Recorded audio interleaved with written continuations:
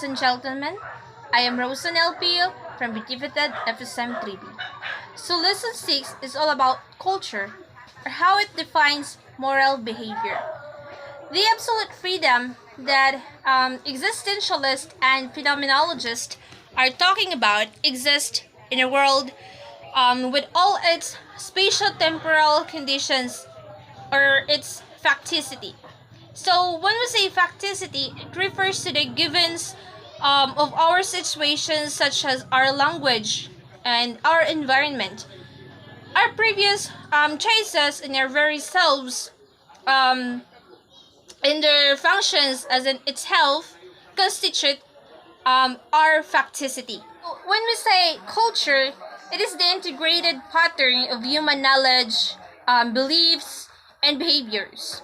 Consists of language, ideas, customs, morals, um, news, taboos, institutions, tools, techniques, and works of art, rituals, um, uh, and other capacities and habits acquired by a person as a member of society. So actually, there are lots of meaning of the word culture, but how the other person or organization define it, as for the magisterium of the church, explains culture as the set of means used by mankind to become more virtuous and reasonable in order to become fully human.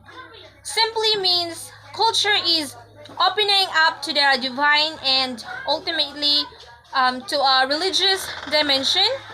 Um, cause of cause of course, it is a church, and it is clear from the church definition that culture is meant to serve human persons. So, the sociologists categorize culture as material and non-material.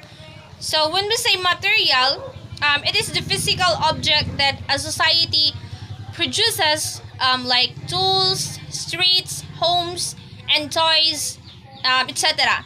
So, and when we say non-material, it consists of language, values, rules, knowledge, and meanings shared by members of society, or it cannot be it is not a tangible thing. So culture is passed on the next generation by learning, not through the genes or heredity.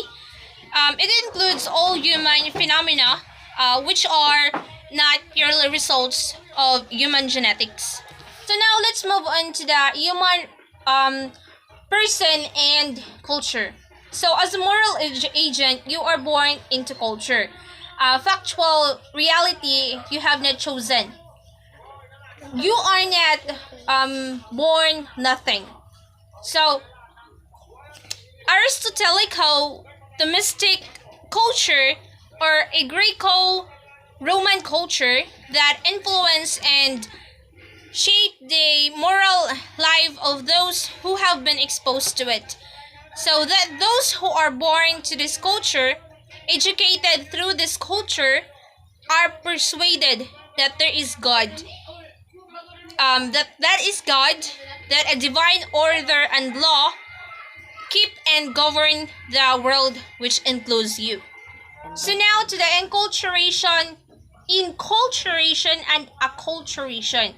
So culture changes by the ways of inculturation, and acculturation. But when we say inculturation, it is the process of learning a culture in its uniqueness and particularity, or the process of learning from infancy till death.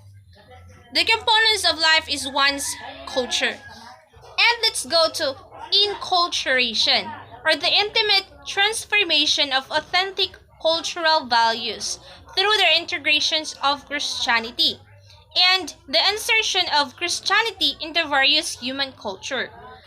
So, meaning enculturation is characterized by a dual movement.